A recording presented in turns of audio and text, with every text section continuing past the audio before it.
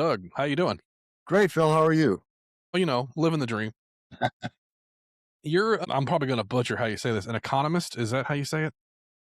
Yes. Okay, good, perfect. All right, I can still speak the English language. What made you want to do that for a living? How did that fall into place for you? Well, part of it was my concern about socialism. Okay. I guess it probably started when I was 12 years old. Hmm. I remember somebody, an adult, I don't remember who, but uh, it was a woman trying to tell me how wonderful communism was Yeah, right. and explaining all the details. Hmm.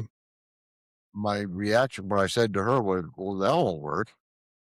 And she said, well, why? What do you mean it won't work? And I said, well, the basic assumption is that people will put aside their self interest for the good of the group. And I said, people aren't like that.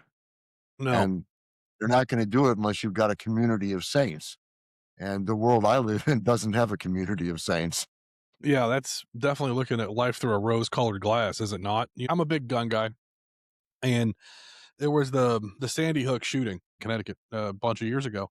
Terrible, a tragedy. I understand that, but there was a trauma fellow I was working with at the hospital I was at the time, and he was very liberal and anti-gun, and he's like, "So you're saying that you would kill a person for a loaf of bread?" I go, "No, I would kill a person for my loaf of bread if it was the last one I had." That might be a drastic thing to say, but it was like I said, if you think that people will come together in time of crisis, they will until resources dwindle. When that starts happening, all bets are off, because if somebody has a kid and they need to feed that kid, they will do what it takes to take care of their family.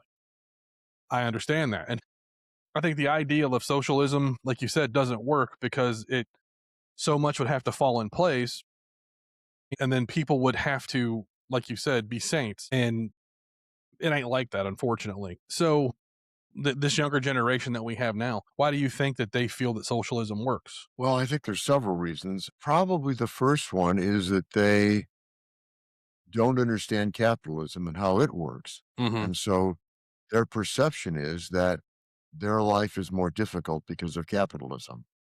Well, and they're just wrong about that. I Mm-hmm. mean, the things that most people feel like are faults of capitalism are Mm-hmm. actually faults of government. Okay.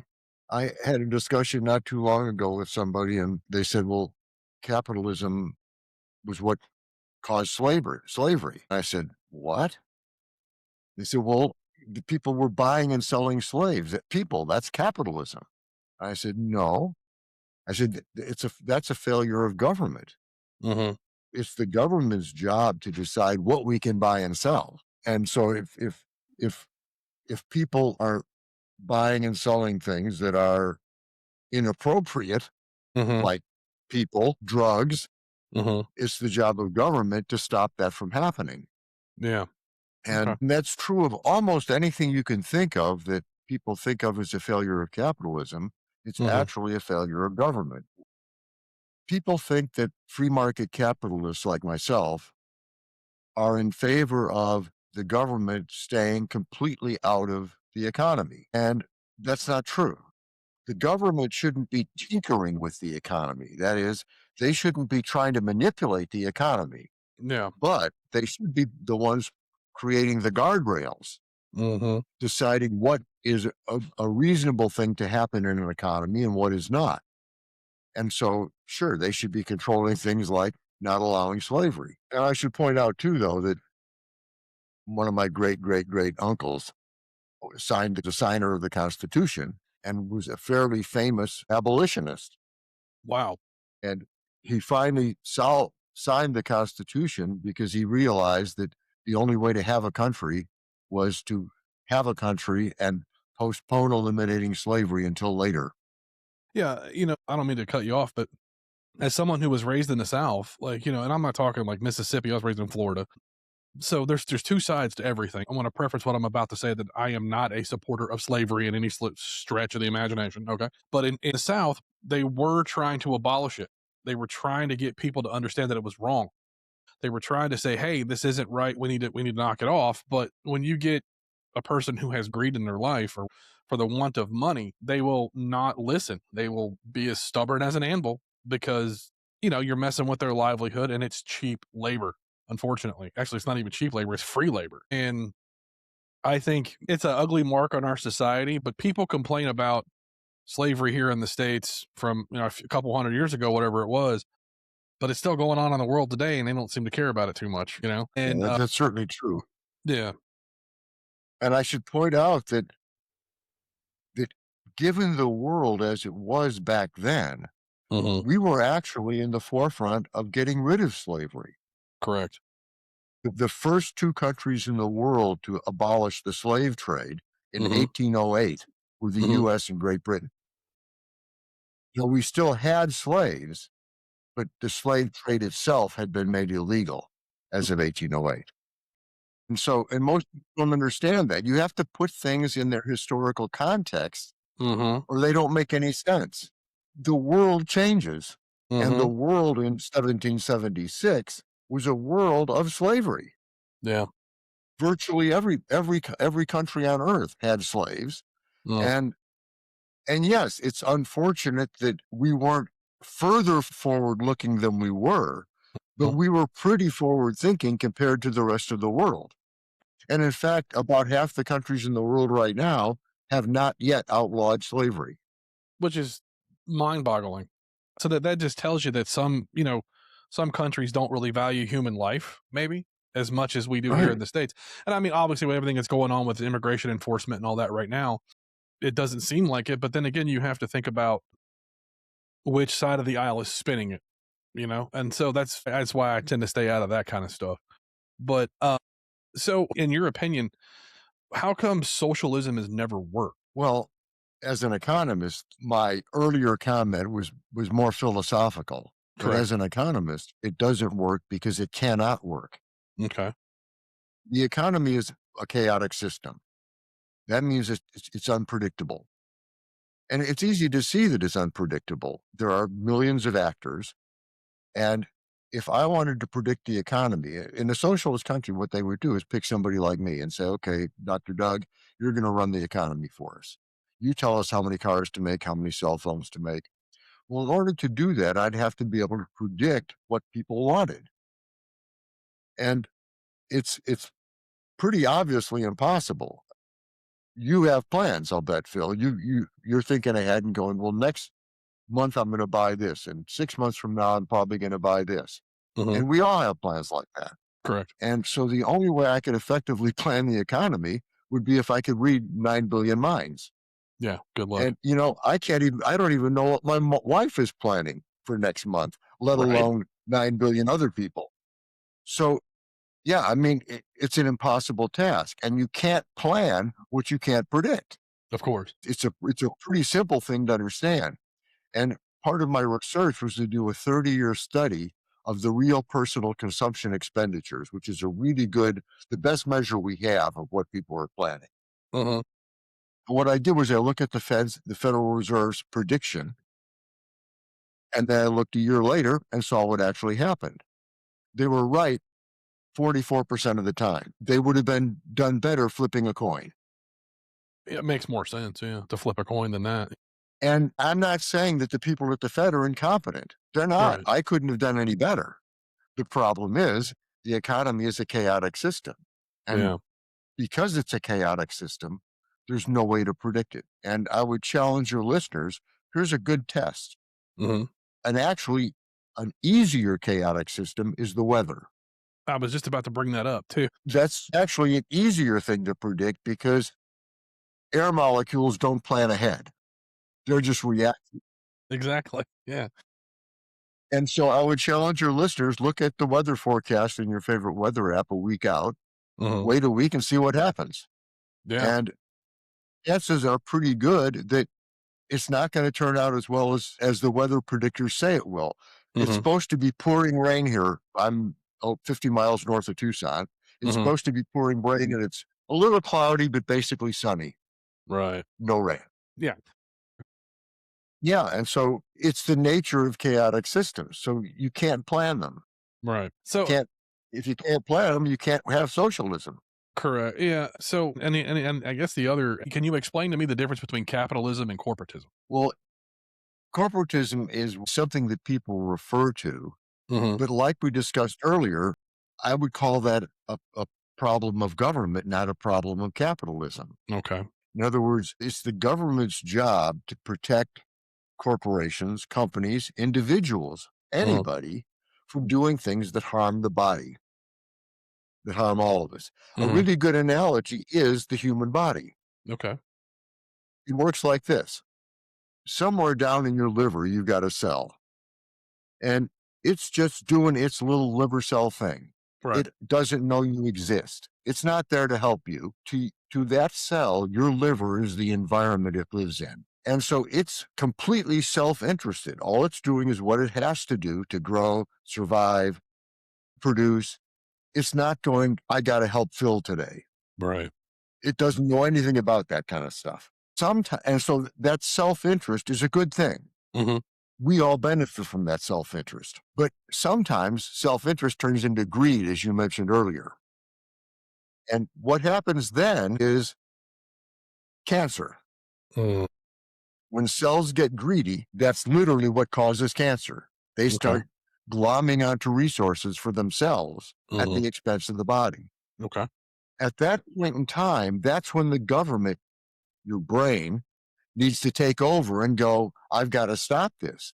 I've got to go get chemo. I've got to get radiation. I've got to, whatever I have to do, I've got to do that to stop this. We've got to kill those cancer cells. That's the job of the government. The government should not be trying to tell liver cells what to do Right. because it can't. You've got trillions of cells in your body. It would literally take hundreds of thousands of years at one a second for you to send a command to every cell in your body. Wow. And the same sorts of things are true with the government tinkering with the economy. Yeah. There are just too many variables for the government to make a reasonable assessment of what should be done. Like, should we raise interest rates? Should we? They can't do that effectively. And in Yeah. fact, trying to do it is what caused the Great Depression. Really? Explain. If you mind going into that a little bit? Sure. There were some problems in the economy in the late 1920s, but it was the government's response to those problems that triggered the Depression itself. And in fact, Milton Friedman actually wrote a pretty good paper on that. And Bernanke, who was then chairman of the Fed, responded to Milton Friedman saying, yeah, we get it. It was our fault. We apologize, but thanks to you, it won't happen again. But then Bernanke went in 2007 and 8, went on to make similar mistakes and tanked the economy again. Right. And so and again, it's not people like that's fault. Hmm. They're smart people. They're really smart people, but Right. they're trying to do something that's impossible. And the problem, if anything, I would say the problem is errs on the side of hubris, Makes sense. Yeah. thinking that we can solve problems that we can't solve. Yeah. So that kind of brings a statement to my mind, and it's, when the government tries to fix something, they make it way worse. I am a huge believer in small government. I really think the states should have more control versus the federal. Like, I live in Florida, and our governor Ron DeSantis, he calls it the free state of Florida because he doesn't want a whole lot of of federal government control. Economics more about money, or is it more than that? It's way more than that. Okay. Economics is basically about resource allocation. And so every single decision that anyone makes, any living thing makes, is an economic decision. All right. Because what you're always doing when you make any decision is deciding how to spend something. That doesn't mean necessarily money. Right. We have to spend time, patience, Mhm. lots and lots of things that um, that require us to make decisions about how to allocate them. Mhm. And so, and I don't think plants think about economics, but if you put a plant in a room, I guarantee it will grow toward the light. Makes sense. It's at some level, it understands that it has to decide if you want to use that word, Mhm. to move itself to the place where it can survive the best. Okay. And at the most fundamental level, every decision, we've decided to have a discussion right now. We could Mhm. have done something else. Right. That was an economic decision. We both and our listeners have all given up our time for this endeavor. All of us could have spent that time on something else. So that was an economic decision. When we get done with the show, I'm probably going to go for a run. That's an economic decision. Mm. In fact, it's more than that even. It's a capitalist decision, because capitalism at its heart is investing resources today to improve the future. Mm. That's what capitalism really is at its heart. Yeah. And it's hard for me to understand how people can argue with that.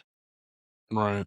It's it's it's it's the most wonderful thing there is. It's why we exercise. It's why we have a good diet. It's why we do most of the things we do. We're doing what we want to do to make the future better. Right.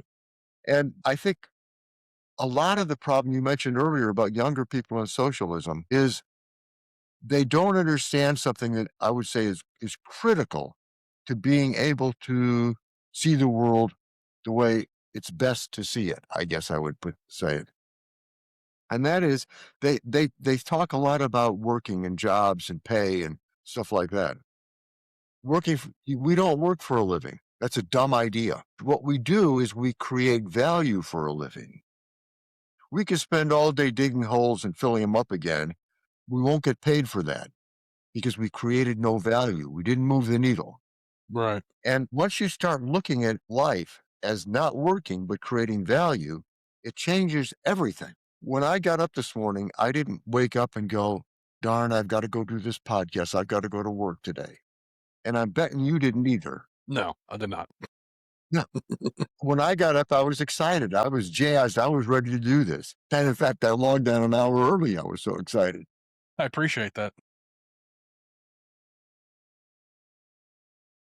Yeah, the first thing it does when you look at value creation rather than work is it changes your whole outlook on life.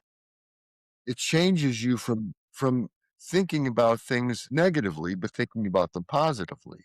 Yeah. And so, what would I tell young people that were interested in socialism today? I would say, here's some things you can do that will change your life. First, find out what your bliss is. Forget about going to get a job. I'm an economist because I love being an economist. Mhm. You're a pod show host because you love doing podcasts. Mhm. That changes everything. The second thing is find out what you're good at. Mm. And this is one of the places where modern life screws over young people. Mhm. It messes them up.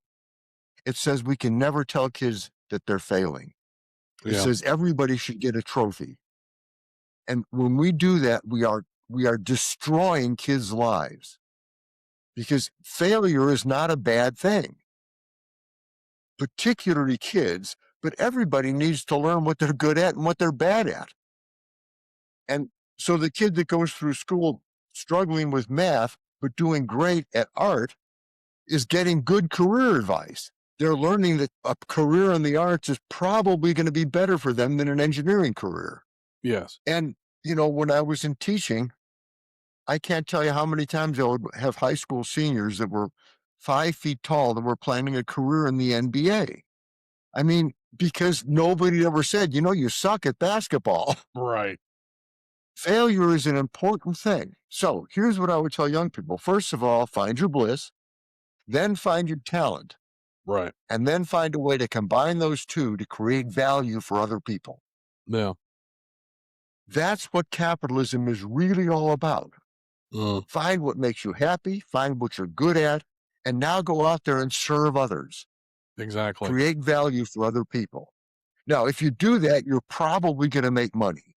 Mhm. If you look at the top 10 richest people in the world today, and it happens right now, all of them are Americans, they didn't get rich by stealing from people.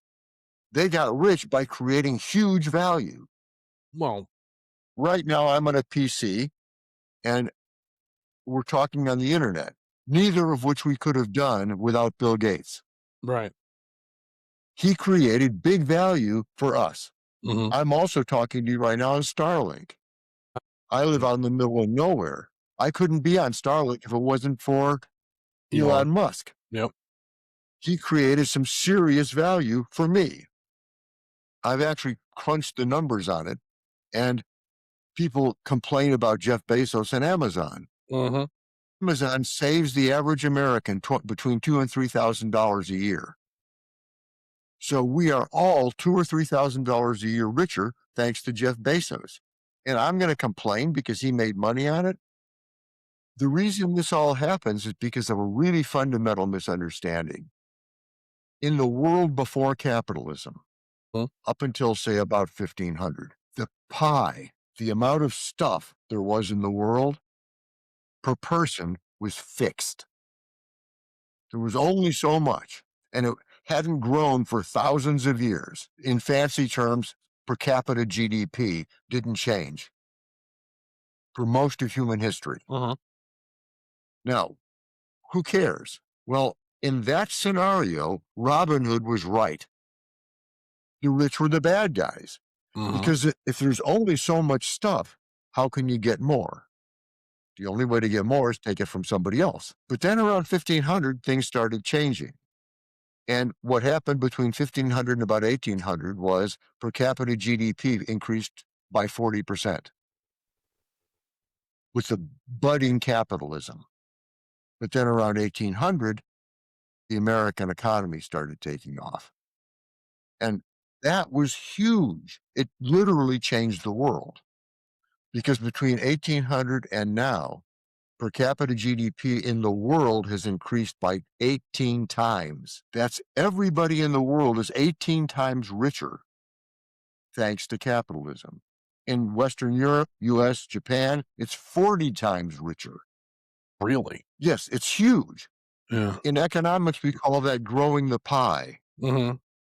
Before capitalism, the pie was a fixed size. If you wanted a bigger slice, you had to take it from somebody else. But people like Gates, Bezos, Musk have made the pie bigger. So, sure, they got a bigger slice. They got a Yeah. bigger slice than I did. They get a bigger slice than I did because they created more value than I have. Exactly. I mean, you and I right now are trying to create value for our listeners. Mhm. And I would love to believe it's possible, but I know darn well we can't match Gates or Bezos or Musk in the value we're creating for our listeners. And that's the real point. That's what this is all about. So complaining about people that are growing the pie for all of us is just dumb. It really is. Yeah, It makes no sense at all. I had a coworker one time, she was a liberal young lady, and she was very much like, "Well, Elon Musk should just give people money." And I said, "Time out. Did you help earn that money?" And she's like, "Well, neither did he." I'm like, "Yeah, he did.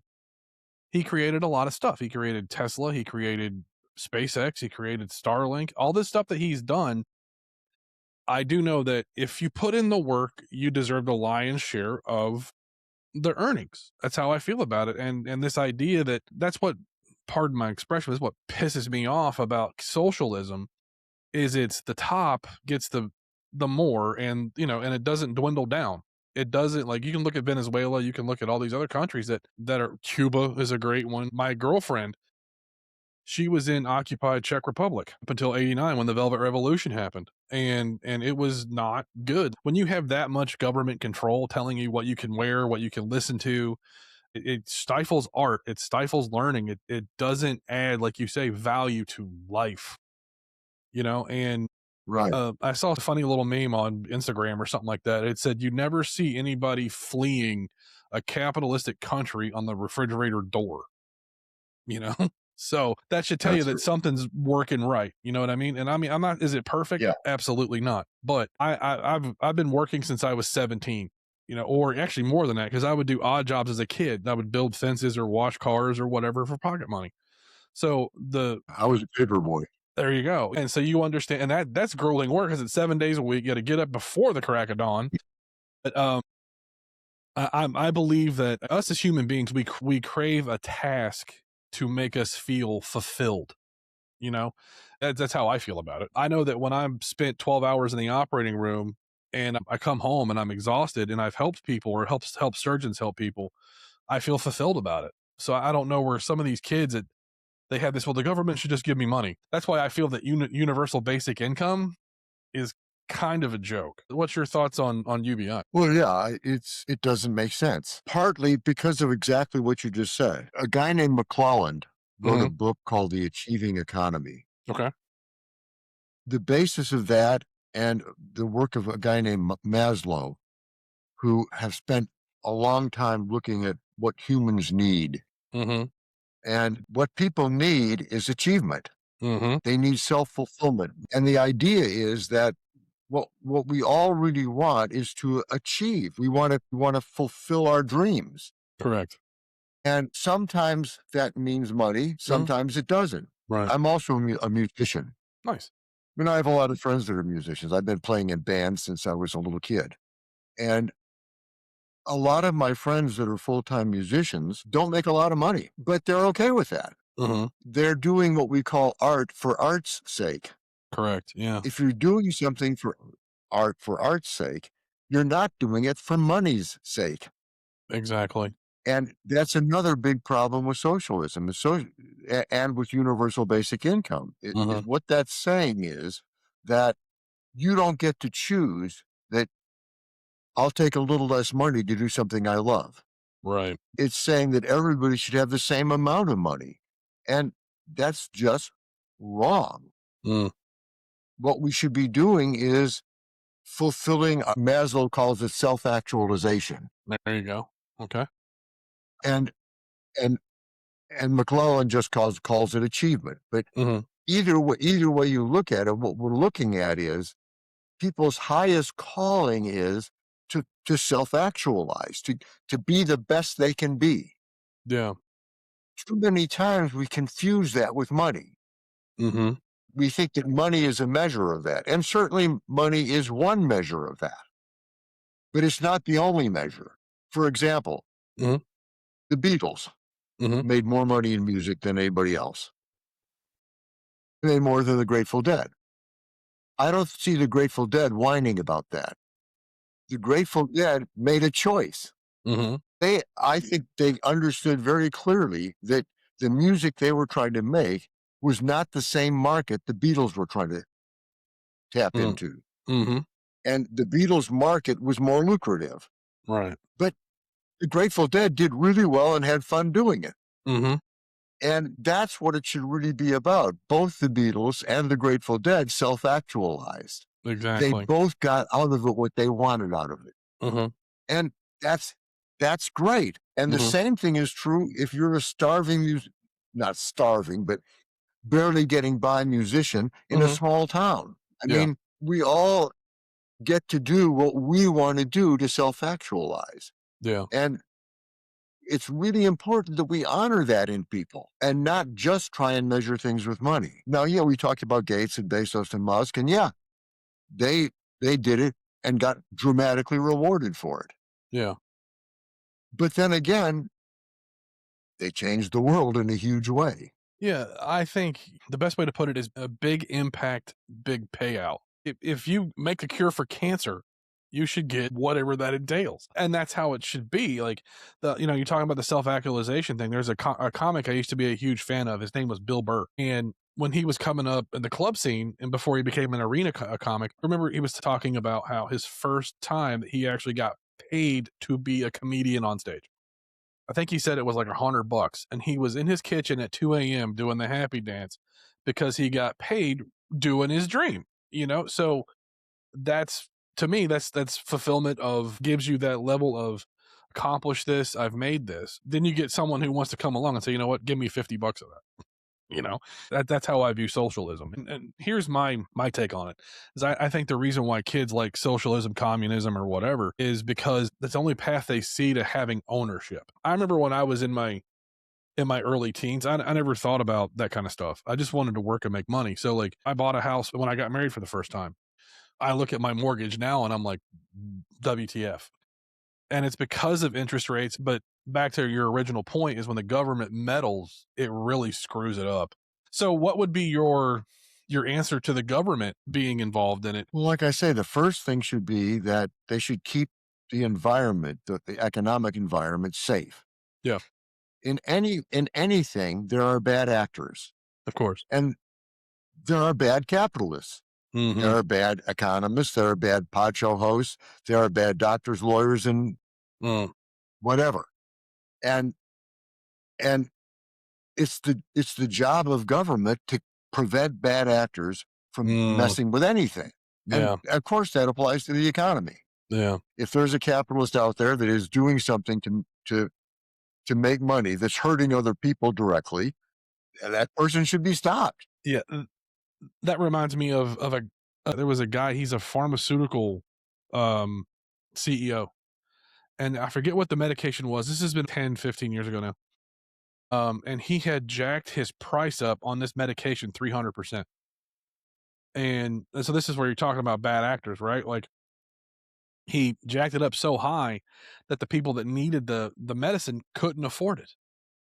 So they brought him in front of, I guess it was a congressional hearing, and said, "You need to lower this because, I think it was like EpiPens and stuff too. Someone had jacked the price up of an EpiPen to where no one could afford it. So they were looking at other ways to get it." So I think when people do that kind of stuff, you said, is where they should step in and say, "Hey, don't do that." Because if it comes to the point to where someone could die from it, then it's not good, right?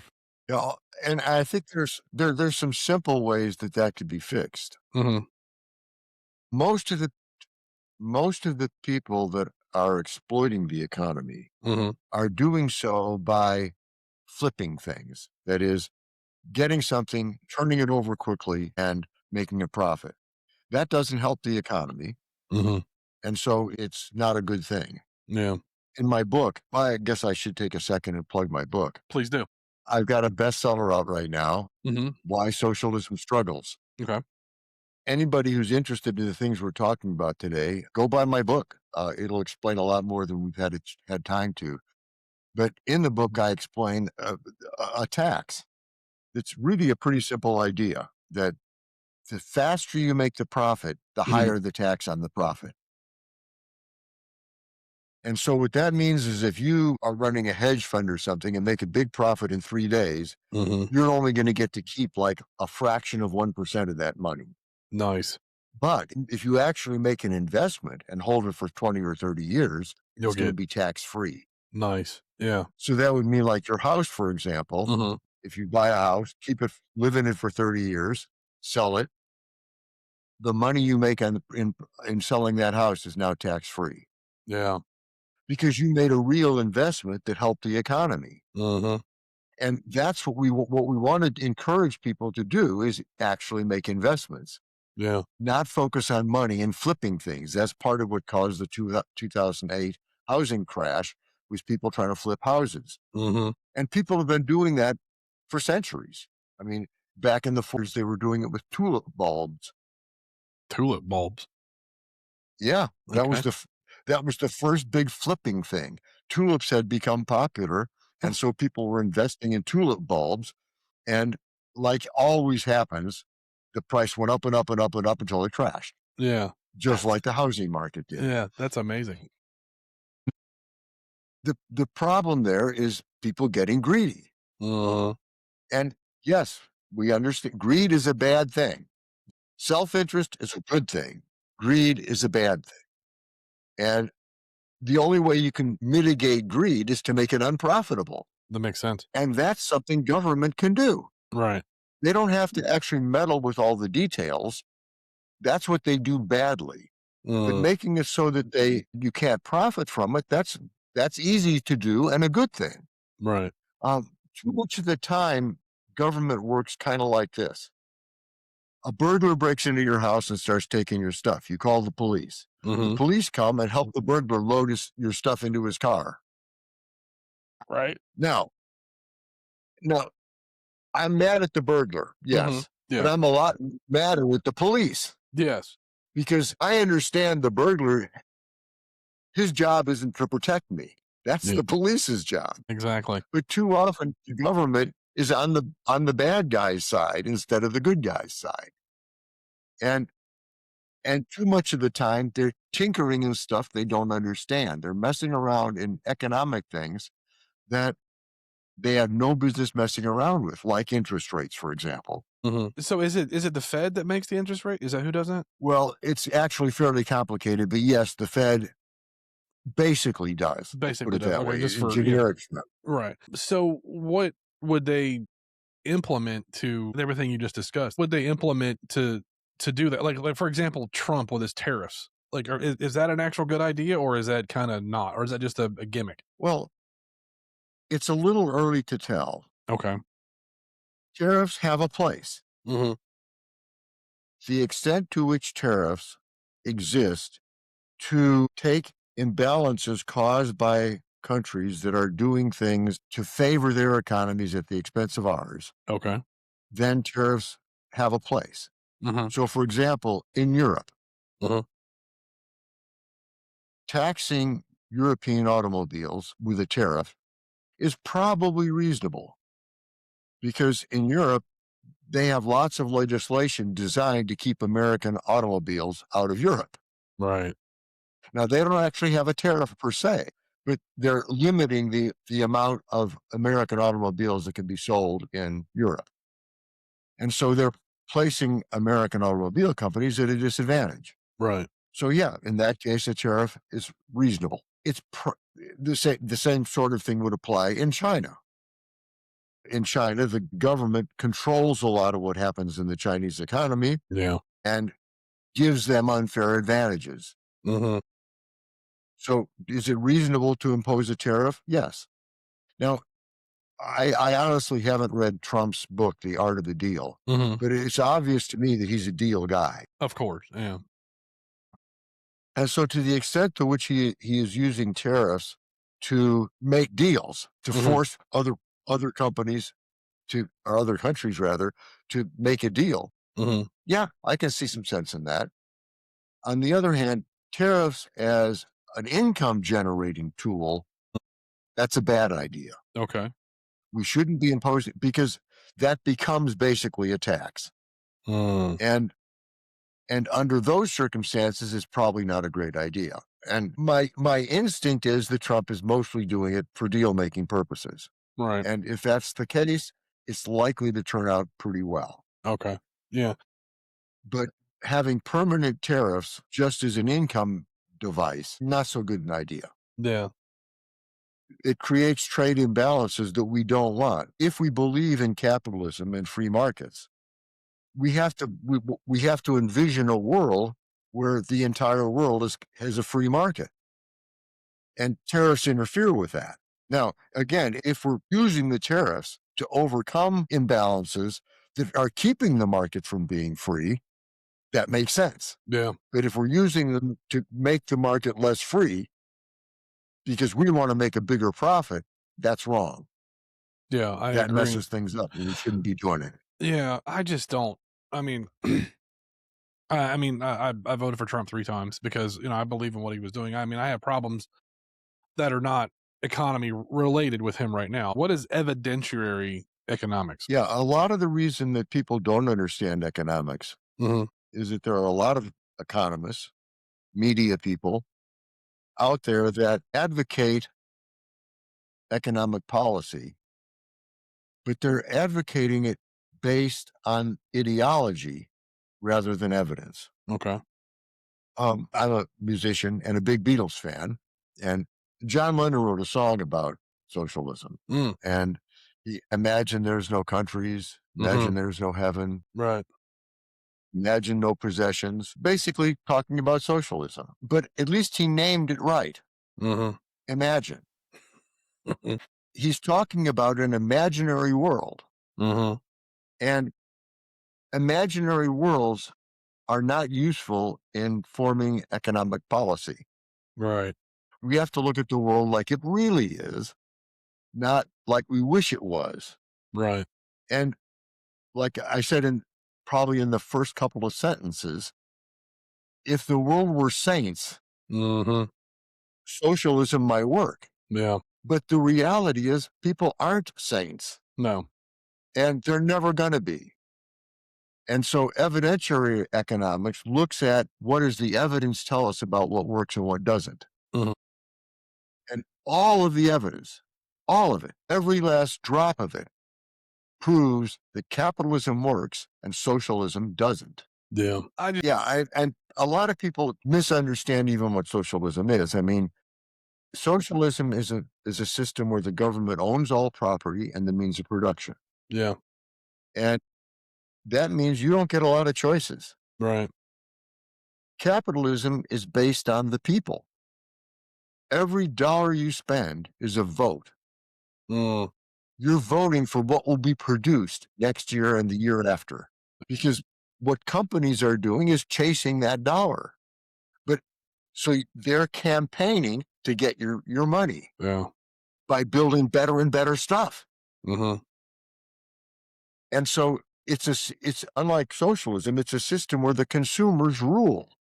The Yeah. government doesn't rule. The corporations don't rule. Mhm. The corporations are our slaves. They're out there trying to do what we tell them to do. And so, and the other thing is people talk about democratic socialism. That's an oxymoron. There's no such thing. You can't have democracy and socialism. Mhm. Most people then point to the Nordic countries and say, well, those are democratic socialist countries. They're not. Mhm. I just saw a video by the Prime Minister of Denmark almost ranting about how stupid it was to call them socialists. They are free market capitalists. And according to many measures, they have freer markets than we do in the US. Yeah. And so, yeah, they are not, they have a slightly larger social safety net. And so what they call themselves is social democracies, which has been perverted into democratic socialism. Socialism. The two things, democracy and socialism, are absolutely incompatible Yeah. Well, they're because you can't, aren't they at opposite ends of the spectrum, you would think, right? of course, if you can't vote with your money, Mhm. how is it a democracy? Right. And so what we want is the consumer, the people, to Mhm. have absolute control. The problem again comes from government interfering and keeping the people from having absolute control. Yeah. So every time the government intervenes, they're removing public choice.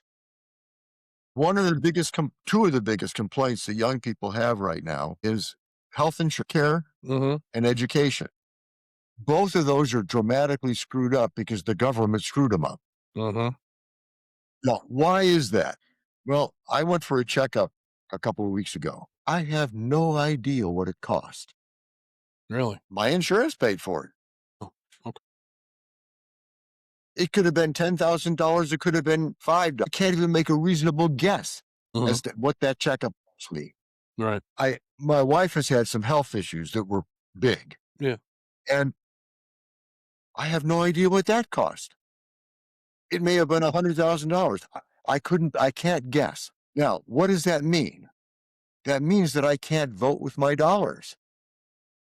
The government took away my right by creating a system dominated by insurance companies. Yeah. And that took away my ability to vote with my dollar. And since I can't vote with my dollar, the system runs haywire. Exactly the same thing happened in education. In the Mhm. 70s, the government decided everybody should go to college. Yeah. So they put in place a whole lot of stuff to make it so everybody should go to college. Mhm. Well, what does that mean? It means that when kids today go into college, they don't get to vote with their dollars anymore because they're getting all kinds of grants and stuff. The money is supplied for them, Yeah. and they don't even know how much necessarily. Mm. It's happening. And so anytime the government interferes and doesn't allow us to vote with our dollars, the economy will always suffer. And what it always means is dramatically inflated prices. Yeah. And like look at education, and what was the result of them doing that? Quality has gone down. Mhm. Less money goes to students than it did before. Professors get rich. Huge buildings get built, and every student union in the country has a climbing wall. None of this has anything to do with improving education. In fact, education got worse. Exactly. I told somebody on the show that colleges have become Marxist indoctrination machines. I never went to like an actual college, like a vocational school for what I do. I can go learn to be a plumber and not have to go to school for it. It's an apprenticeship program. And, matter of fact, I'll talk about that for a second. I had a guy years ago. He came into my house. He was a subcontractor for Lowe's. Only thing he did every day was take out dishwashers, put dishwashers in, and haul them. He made $111,000 a year doing that. And it's like, and people, so those kinds of jobs are the ones that people look down on because it's not the office gig. Like I was in Austin, Texas last year, like September of last year, and everybody there is a clone of everybody else because of the tech and the business market there. But that's a different show. Sorry, but I've always thought that back in the day that when college was at its peak, it was a place to go to have your ideas challenged and to learn. Now it's kind of the other way. Like you get coddled, and then it's like everything is a safe space, and you're always right, and then you have I don't know what that really does to people when they're always told they're never wrong and or they never lose. And then it's like I had somebody on the episode I just released the other day, this guy named Chuck Bernard. He's an athletic coach for teens. And we were talking about the same thing you and I spoke about was participation trophies and how that ultimately hurts the person that receives it because they didn't really earn it. And I think that a lot of kids today don't think that, and I'm obviously painting with a broad brush when I say kids. It's usually anybody younger than me. Like, why do I need money? Well, because you like food and a place to live, and nothing's free. The idea that you're entitled to what somebody else makes, I just can't wrap my head around it. Like I think that's how wars get started, right? Mhm. Yeah. Sure. So, I mean, and in effect, those that are constantly saying tax the rich mhm. are essentially advocating slavery. Yeah, I agree. Because if you're taking money that somebody else earned, hmm you are literally taking their labor. Yeah, yeah. And taking their labor is the definition of slavery. 100%. And I think there was a time recently where France, they tried to, this has been like maybe 10 years ago now, they tried to impose a tax on all their millionaires and they all just said, fuck it, we're leaving. Pardon my French. And that's, so what they're doing is they're picking on the wrong people because they have the money to move. Like Facebook, they just moved their headquarters to Miami here in Florida Yeah, because of all the that's right. ridiculous taxes and stuff in California. Or as I like to call it, California. Sorry. I have a couple questions for you that are not economics related. I ask these for everybody that comes on my show. This is more of an introspective thing that I like to do with people because I think it puts their life in perspective just a little bit. So the first one is, what are two core beliefs that drive you as a human being? One of them is one we talked about earlier, this idea of creating value for others. I have known people I still know people that have lots of inherited money. A couple of them I see like Facebook posts and whatever, and they're flitting around the world. You can tell when they smile in their selfies that it's what I would call hollow happiness. Yeah. You can see that they aren't self-actualizing. hmm They're a waste of space. Yeah. They aren't achieving anything. They're just there. Yeah. And that's sad. It is. They haven't learned that the biggest things we can do to self-actualize ultimately revolve around creating value for others. And so yeah, I think that's one core belief. hmm I think another one is family. Yeah. I mean, I think too much of the time now in society, we are diminishing the importance of family. And hmm throughout history, that's been the thing that society has been built on. And I don't think you can have a society that people really want to live in without strong families. Yeah. And I mean, well, family is your support system, right? It's how, it's the thing that you can go to for trust and understanding. Because if you don't have that, then, like I have a huge family and I'm the youngest of 9 children, but I don't talk to any of them.